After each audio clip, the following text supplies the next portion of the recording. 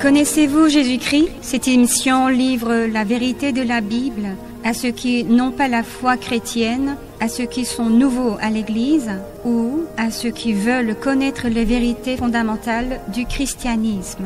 Cette émission est menée par Sangdin Lee, pasteur de l'Église coréenne et missionnaire de CCMF, Communauté coréenne des missions pour la francophonie au Bénin. Et je suis Eunzi Park, missionnaire de PCKWM, Mission mondiale de l'Église presbytérienne de Corée et de CCMF au Bénin.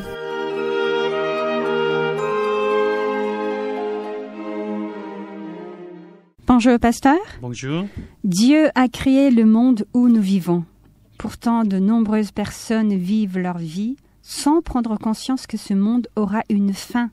Certaines personnes considèrent ceux qui parlent de la fin du monde comme des personnes plongées dans une pseudo-religion. Alors moi, je me demande pourquoi Dieu a caché le moment de la fin des temps. Dieu n'a pas caché la fin elle-même, mais seulement le jour et l'heure de la fin.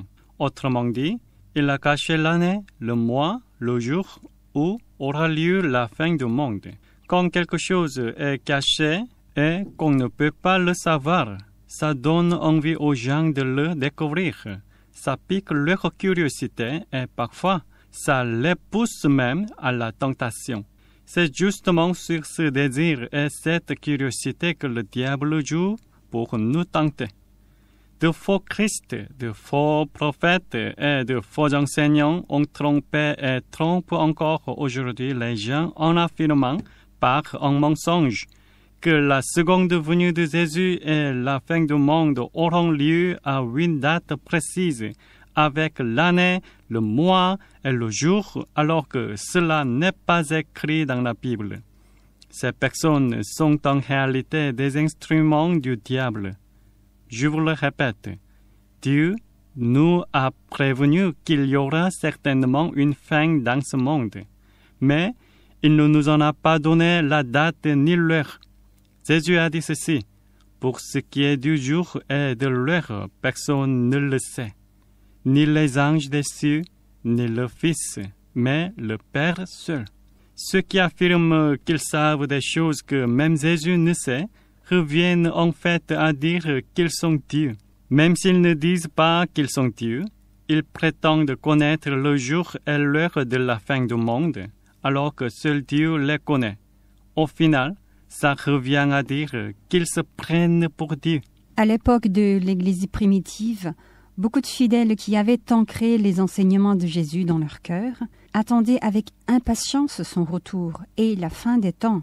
Même l'apôtre Paul était convaincu que l'avènement de Jésus était imminent.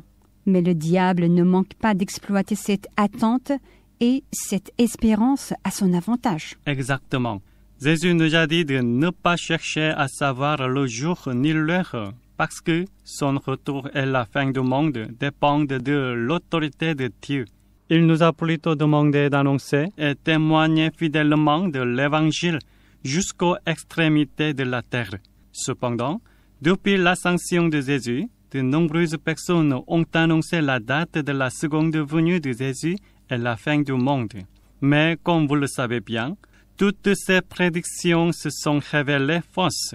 Si ce qu'ils disaient était vrai, ce monde aurait déjà pris fin et nous ne serions plus là. Des sectes hérétiques comme les Adventistes, les témoins de Jéhovah, les Mormons et bien d'autres sectes ont annoncé la date du retour de Jésus, mais tout cela n'était pas vrai. À force d'entendre ces mensonges encore et encore, certaines personnes finissent par se dire que Jésus ne reviendra jamais et que la fin du monde n'aura pas lieu. Mais pasteur, même si Jésus n'a pas donné la date ni l'heure de son retour, il a dit que certains événements nous permettraient de savoir que son retour est proche. C'est vrai. Jésus a annoncé que le temple de Jérusalem serait détruit. À ces paroles, ses disciples lui ont posé la question suivante. « Seigneur, quand ces choses arriveront-elles, et quel sera le signe de votre avènement et de la fin du monde ?» Sa réponse est écrite dans Matthieu 24. Lisez s'il vous plaît. Jésus leur répondit, « Prenez garde que personne ne vous séduise, car plusieurs viendront sous mon nom, disant, « C'est moi qui suis le Christ », et ils séduiront beaucoup de gens. Vous entendrez parler de guerre et de bruit de guerre. Gardez-vous d'être troublés, car il faut que ces choses arrivent. Mais ce ne sera pas encore la fin. Une nation s'élèvera contre une nation, et un royaume contre un royaume. Et il y aura en divers lieux des famines et des tremblements de terre. Tout cela ne sera que le commencement des douleurs. Alors, on vous livrera au tourment, et l'on vous fera mourir. Et vous serez haïs de toutes les nations à cause de mon nom. Alors, aussi plusieurs succomberont, et ils se trahiront, se haïront les uns les autres. Plusieurs faux prophètes s'élèveront, et ils séduiront beaucoup de gens. Et parce que l'iniquité se sera accrue, la charité du plus grand nombre se refroidira. Mais celui qui persévérera jusqu'à la fin sera sauvé. Cette bonne nouvelle du royaume sera prêchée dans le monde entier pour servir de témoignage à toutes les nations. Alors viendra la fin. C'est pourquoi, lorsque vous verrez l'abomination de la désolation dont a parlé le prophète Daniel, établie en lieu saint, que celui qui lit fasse attention. Alors que ceux qui seront en Judée fuient dans les montagnes, que celui qui sera sur le toit ne descende pas pour prendre ce qui est dans sa maison, et que celui qui sera dans les champs ne retourne pas en arrière pour prendre son manteau. Malheur aux femmes qui seront enceintes et à celles qui allaiteront en ces jours-là. Priez pour que votre fuite n'arrive pas en hiver, ni un jour de sabbat, car alors la détresse sera si grande qu'il n'y en a point eu de pareil depuis le commencement du monde jusqu'à présent, et qu'il n'y en aura jamais. Et si ces jours n'étaient abrégés, personne ne serait sauvé, mais à cause des élus, ces jours seront abrégés. Si quelqu'un vous dit alors, « Le Christ est ici » ou « Il est là », ne le croyez pas, car il s'élèvera de faux Christ et de faux prophètes. Ils feront de grands prodiges et des miracles, au point de séduire, s'il était possible, même les élus. Voici, je vous l'ai annoncé d'avance. Si donc on vous dit, voici, il est dans le désert, n'y allez pas. Voici, il est dans les chambres, ne le croyez pas.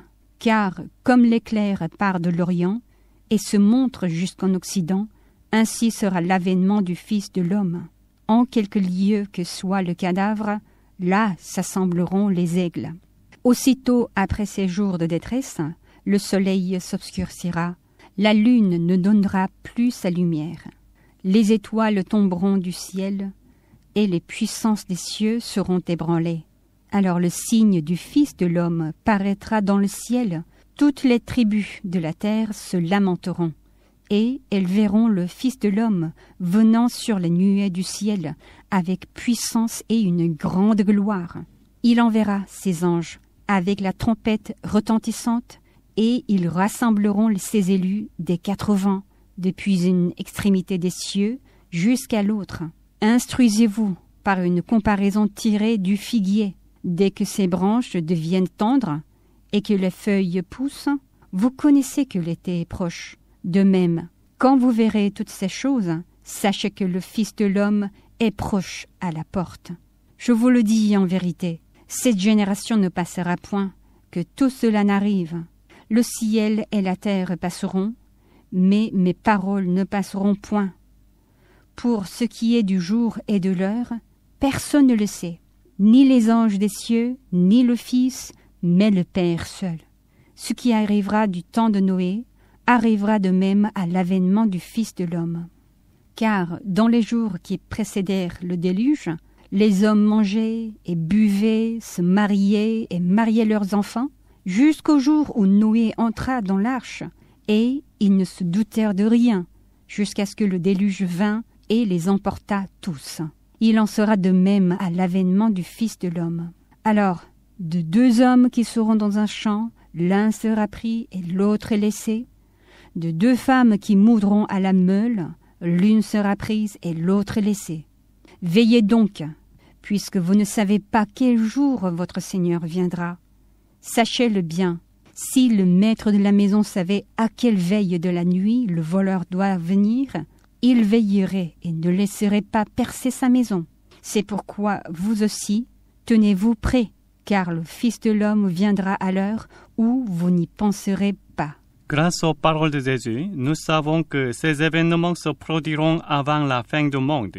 L'apparition de nombreux faux prophètes, des guerres, des famines et des tremblements de terre et la persécution des fidèles. Le mal deviendra de plus en plus fort. À cause de cela, beaucoup de gens auront moins d'amour et beaucoup ne reviendront plus à Dieu. Dire qu'il n'y a plus de personnes qui reviennent à Dieu signifie que le nombre de ceux que Dieu a prédestinés au salut est désormais complet. Lorsque la fin des temps approche, beaucoup de gens disent qu'ils croient en Jésus, mais en réalité, leur foi n'est pas véritable. C'est pourquoi Jésus a dit comme ceci. Mais quand le Fils de l'homme viendra, trouvera-t-il la foi sur la terre? À ce point-là, les gens seront de plus en plus absorbés par le plaisir, la jouissance et la cupidité pour les biens matériels plutôt que par l'amour et la vérité. Et ils tomberont encore plus gravement dans le gouffre du péché. Beaucoup de gens pensent que les progrès de la science et un niveau d'éducation plus élevé permettront de mieux comprendre l'existence de Dieu et de rendre les hommes plus vertueux. Mais ce n'est pas le cas. Avec le recul de l'histoire humaine, on constate que les hommes ne cherchent pas Dieu, même si la science progresse, que les biens matériels prospèrent et que le niveau d'éducation augmente. Au contraire, ils affirment que Dieu n'existe pas. Ils cherchent à contrôler la vie et la mort, qui relèvent pourtant de l'autorité absolue de Dieu. Pire encore, certains vont jusqu'à proclamer que l'homme est Dieu. Il arrive que certains scientifiques ou philosophes parlent des discours agréables à entendre et semblent travailler pour le bien et le progrès de l'humanité. Mais n'oubliez pas ceci. Telle voie paraît droite à un homme, mais son issue, c'est la voie de la mort. Si nous comparons les signes de la fin des temps annoncés par Jésus avec notre monde d'aujourd'hui, nous pouvons voir que la fin est désormais très proche. D'une certaine manière, oui, mais il y a une chose que vous devez savoir. Quand on parle de la fin des temps, il ne faut pas la considérer comme une époque lointaine, comme si elle est déconnectée de notre présent. En fait, la fin de ce monde a déjà commencé depuis que Jésus est venu sur terre. Est-ce que vous comprenez ce que je dis? À l'époque de l'Ancien Testament, Dieu a envoyé de nombreux prophètes pour avertir les hommes de sa colère et de son jugement. Mais les gens ont ignoré leurs paroles. Au contraire, ils ont persécuté et tué les prophètes. Alors, Dieu est venu lui-même sur terre pour donner le dernier avertissement. Celui qui est venu, c'est Jésus. C'est pourquoi Jésus a dit « Repentez-vous ». Pourquoi Jésus a prêché la repentance? C'est parce que le jugement de Dieu approche. La fin des temps a commencé au moment où il a donné le dernier avertissement de Dieu. Lorsque la fin des temps sera achevée, Jésus reviendra et le jugement de Dieu commencera. Jésus a parlé plusieurs fois de la fin des temps et du jugement de Dieu. Les apôtres ont reconnu son importance et ont écrit ces paroles. Surtout, l'apôtre Jean a consigné la dernière révélation de Dieu, c'est l'Apocalypse. Dieu nous a montré qu'il y a certainement une fin de ce monde à travers l'Apocalypse. De plus, il a clairement révélé quels événements se produiront au moment de la fin des temps et que, après la fin de ce monde, non seulement les humains, mais aussi notre ennemi, le diable, subiront le jugement de Dieu. Lisons une partie de cette parole. Veuillez lire Apocalypse 20, versets 7 à 15. Quand les 1000 ans seront accomplis, Satan sera relâché de sa prison, et il sortira pour séduire les nations qui sont aux 4 coins de la terre, Gog et Magog, afin de les rassembler pour la guerre. Leur nombre est comme le sable de la mer. Et ils montèrent sur la surface de la terre, et ils investirent le camp des saints et la ville bien-aimée. Mais un feu descendit du ciel et il les dévora. Et le diable, qui les séduisait, fut jeté dans l'étang de feu et de soufre, où sont la bête et le faux prophète. Et ils seront tourmentés jour et nuit, au siècle des siècles. Puis je vis un grand trône blanc, et celui qui était assis dessus. La terre et le ciel s'enfuirent devant sa face, et il ne fut plus trouvé de place pour eux. Et je vis les morts, les grands et les petits, qui se tenaient devant le trône. Des livres furent ouverts, un autre livre fut ouvert, celui qui est le livre de vie. Et les morts furent jugés selon leurs œuvres, d'après ce qui était écrit dans ces livres.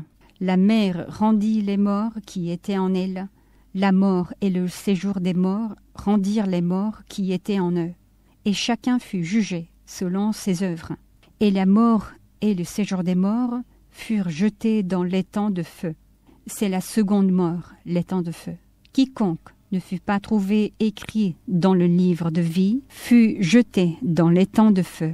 Dieu nous avertit à travers ces paroles qu'il y aura sûrement un jugement pour ceux qui n'auront pas vécu en recherchant le bien, la justice et la vérité selon les enseignements et les ordres écrits dans la Bible, et qui n'auront pas aimé Dieu ni leur prochain. Comme dans la parole qu'on vient de lire, Dieu jugera chacun selon ses œuvres. Jésus a dit que quiconque devra rendre compte de toutes les paroles inutiles qu'il a dites. Il est écrit que le jugement de Dieu sera bien plus sévère que celui qui est survenu à Sodome, à Gomorrhe. Il est écrit également qu'au moment du jugement, les habitants de Ninive se lèveront en face des gens d'aujourd'hui pour les accuser. Pourquoi donc? Parce que les gens de Ninive ont changé de vie quand ils ont entendu Jonas, tandis que les gens d'aujourd'hui ne se repentent pas, même après avoir entendu les paroles de Jésus, qui est plus important que Jonas. Quand Dieu jugera les gens, la reine du pays du Sud se lèvera en face des gens d'aujourd'hui pour les critiquer. Pourquoi cela? Parce qu'ils n'ont pas compris, même après avoir entendu les paroles pleines de sagesse de Jésus, qui est plus grand que Salomon. Certaines personnes vivent de manière insensée et irréfléchie, parce qu'ils ignorent le moment de leur propre mort, c'est-à-dire leur fin personnelle. Ne pas savoir quand on mourra mène généralement à deux types d'attitudes face à la vie. La première, comme vous venez de le lire, est de vivre de manière insensée et irréfléchie, avec imprudence, arrogance et sans respect. La seconde est de mener une vie droite, fidèle et honnête, même si on ne sait pas quand elle prendra fin. De plus, si tous les habitants de ce monde connaissaient la date de leur propre mort, ils se diviseraient aussi en ces deux types. Dieu nous a fait connaître à travers la Bible la fin du monde et son jugement, afin que nous ne vivions pas dans l'arrogance et l'irrespect, mais que nous menions une vie fidèle et intègre jusqu'à la fin. Il est préférable de considérer le fait que Dieu ait caché la date de la fin des temps comme une sorte de preuve, parce que cela permet de vérifier jusqu'à quel point nous avons été fidèles, sincères et intègres avant que la fin arrive. Certaines personnes désirent de connaître leur avenir et consultent souvent des voyants. Oui, ces pratiques existent dans tous les pays du monde, que ce soit en Orient, en Occident ou en Afrique. Des gens consultent des voyants, quelle que soit leur religion. Le passé est composé d'événements que nous avons déjà vécus, nous les connaissons donc. Mais l'avenir est un temps que nous n'avons pas encore vécu, donc nous ne connaissons pas encore. Comme on ne sait pas ce qui va arriver, les gens sont curieux et veulent en savoir plus. Cependant, Dieu a voulu que les hommes ignorent l'avenir. Lisez s'il vous plaît Ecclésiaste 7, verset 14 et 8, verset 7. Au jour du bonheur, sois heureux, et au jour du malheur, réfléchis. Dieu a fait l'un comme l'autre, afin que l'homme ne découvre en rien ce qui sera après lui. Mais il ne sait point ce qui arrivera, et qui lui dira comment cela arrivera? Aller voir en voyant pour connaître ce que Dieu a choisi de nous cacher, c'est ne pas faire confiance à Dieu et chercher à s'appuyer sur le pouvoir des esprits mauvais. C'est une pratique mauvaise que Dieu a interdite. Le diable et les esprits mauvais ne connaissent pas non plus l'avenir. Ce qu'ils peuvent savoir, c'est uniquement leur destinée finale, telle qu'elle est écrite dans la Bible. Même si les prédictions d'un voyant semblent se réaliser, il ne faut ni le croire ni le suivre. Ce serait comme un poisson qui mord à l'appât accroché à un hameçon. C'est un acte insensé. On mord à l'appât du diable et finit par être capturé et entraîné par lui. Si on continue à écouter les paroles des esprits mauvais et à leur prêter attention, on finira inévitablement par être entraîné avec Satan vers son destin final. Mais pasteur, certaines personnes disent ceci. La Bible parle du don de prophétie et Paul lui-même a encouragé à le rechercher. Il pense ainsi que prédire l'avenir ou chercher à le savoir n'a rien du mal. Ceux qui tiennent de tels propos interprètent mal la Bible et se trompent. Lorsque l'apôtre Paul a dit cela, les 66 livres de la Bible n'étaient pas encore complétés comme aujourd'hui. À cette époque, seuls certains livres de l'Ancien Testament étaient disponibles, tandis que le Nouveau Testament n'existait pas encore. Autrement dit, toute la révélation de Dieu n'avait pas encore été consignée par écrit pour former la Bible complète, telle que nous la connaissons aujourd'hui.